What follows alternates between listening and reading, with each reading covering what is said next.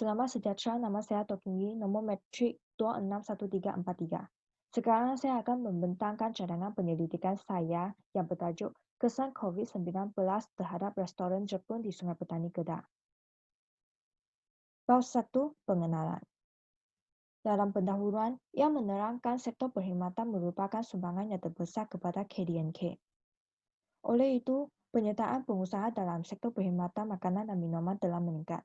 Tetapi oleh kerana COVID-19 ini, kesihatan awam negara dan ekonomi dalam sektor perkhidmatan telah mengalami kesukaran. Latar belakang kajian ini menerangkan 3 aspek, iaitu aspek kesihatan, aspek ekonomi, dan aspek sosial. Dalam aspek kesihatan, penularan pandemik COVID-19 ini telah menyebabkan masyarakat berasa cemas dan bertegan. Hal ini juga meningkatkan kesedaran kebersihan diri dan persekitaran dalam kalangan masyarakat. Dari aspek ekonomi, penularan pandemik COVID-19 ini telah menyekatkan perkembangan atau merosotkan ekonomi di seluruh dunia. Dan dari aspek sosial, ia telah menyebabkan perubahan gaya hidup harian masyarakat. Penyataan masalah adalah COVID-19 ini telah menyebabkan ekonomi negara terjejas.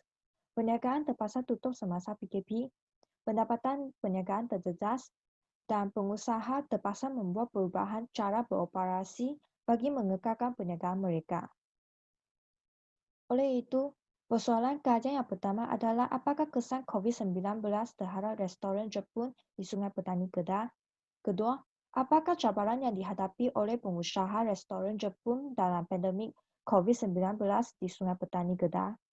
Dan yang ketiga, bagaimana pengusaha mengekalkan perniagaan restoran Jepun dalam pandemik COVID-19 ini di Sungai Petani Kedah? Terdapat 2 objektif kajian. Objektif umum adalah untuk melihat kesan COVID-19 terhadap restoran Jepun di Sungai Petani Kedah. Bagi objektif khusus, yang pertama adalah untuk mengkaji apakah kesan COVID-19 terhadap restoran Jepun di Sungai Petani Kedah. Kedua, untuk mengenal pasti cabaran yang dihadapi oleh pengusaha restoran Jepun dalam pandemik COVID-19 di Sungai Petani Kedah. Dan yang ketiga, untuk mengkaji langkah-langkah yang dilakukan oleh pengusaha bagi mengekal perniagaan restoran Jepun dalam pandemik COVID-19 ini di Sungai Petani Kedah. Kepentingan kajian ini adalah untuk meningkatkan pendedahan tentang kesan pandemik COVID-19 ini terhadap restoran Jepun supaya pengusaha dapat memberi perhatian dalam isu ini. Selain itu, kajian ini juga menerangkan cabaran yang dihadapi oleh pengusaha restoran Jepun dalam pandemik COVID-19 ini. Dan yang ketiga, kajian ini juga memperkenalkan langkah-langkah yang dilakukan oleh pengusaha bagi mengekal perniagaan restoran dalam pandemik COVID-19 ini. Kesimpulannya, bab 1 membincangkan elemen-elemen penting tentang isu COVID-19 terhadap sektor perkhidmatan makanan dan minuman di Malaysia, serta sebagai penentuan hasil kajian kepada bab 2. Bab 2 Sorotan Kaya. Dalam konsep kajian ini, ia menerangkan restoran tergantung dalam sektor perkhidmatan makanan dan minuman. Sektor perkhidmatan telah merekod pertumbuhan negatif pada suku tahun kedua 2020. Hal ini kerana dalam pandemik COVID-19 ini, kerajaan telah melaksanakan PKP, PKPB dan PKPP bagi menenangi isu wabak ini. Dari kajian lepas, kesan COVID-19 terhadap sektor perkhidmatan makanan dan minuman telah menyebabkan sektor ini mengalami isu kehilangan kerja. Selain itu, cabaran yang dihadapi oleh pengusaha restoran adalah kekurangan bekalan kebersihan dan bilangan pekerja yang terhad di tempat bekerja. Di samping itu, langkah yang dilakukan oleh pengusaha bagi mengekalkan perniagaan adalah menambah perkhidmatan penghantaran pesanan makanan. Perbezaan kajian penyelidik dengan kajian lepas adalah kajian penyelidik fokus pada perniagaan restoran Jepun semasa pandemik COVID-19 di Sungai Petani Kedah.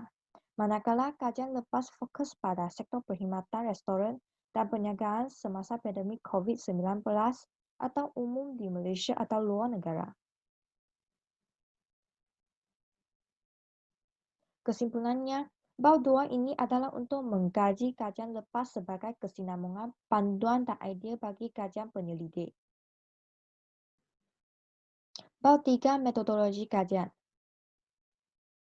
Metodologi kajian merupakan satu sistem yang merangkumi kaedah dan prinsip yang digunakan dalam sesuatu kegiatan atau disiplin bagi penyelidik menjalankan kajian supaya penyelidik dapat mencapai objektif sesuatu kajian dengan lebih sistematik. Hipotesis kajian ini adalah satu tekanan intelek yang cuba menyatakan hubungan kait antara dua atau lebih memperoleh ubah dalam sesuatu kajian. Terdapat hipotesis null dan hipotesis alternatif dalam kajian penyelidik. Seterusnya, teknik kajian. Penyelidik mengumpul sumber data daripada sumber primer dan sumber sekunder. Seterusnya, penyelidik akan membentuk soal selidik sama ada terbuka atau tertutup dan temu buah bersemuka dalam mengumpul data. Selain itu, penyelidik juga menggunakan kaedah tinjauan dalam penggunaan maklumat dan data. Di samping itu, penyelidik juga akan menggunakan statistik deskriptif untuk analisis data. Instrumen kajian. Ia merupakan peralatan dan peristian komputer yang digunakan semasa kajian. Peralatan yang digunakan adalah borang soal selidik, peristian adalah SPSS, Microsoft Excel, eView, dan Microsoft Word. Manakala perkakasan adalah pemuncul panel dan komputer. Dalam skop kajian, responden sasaran kajian adalah pengusaha daripada 13 restoran Jepun di Sungai Petani Kedah dan penyelidik akan mengambil sampel 10 orang pengusaha sahaja.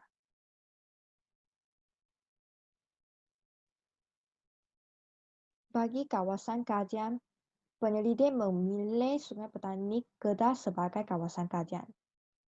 Dan jangkaan masa kajian ini adalah 1 bulan, iaitu 24 November 2020 hingga 24 Disember 2020. Kesimpulannya, kaedah kajian perlu diutamakan supaya kajian dapat dijalankan dengan mudah dan sistematik. Kaedah kuantitatif telah digunakan dalam mengumpul data kajian tentang kesan COVID-19 terhadap restoran Jepun di Sungai Petani Kedah.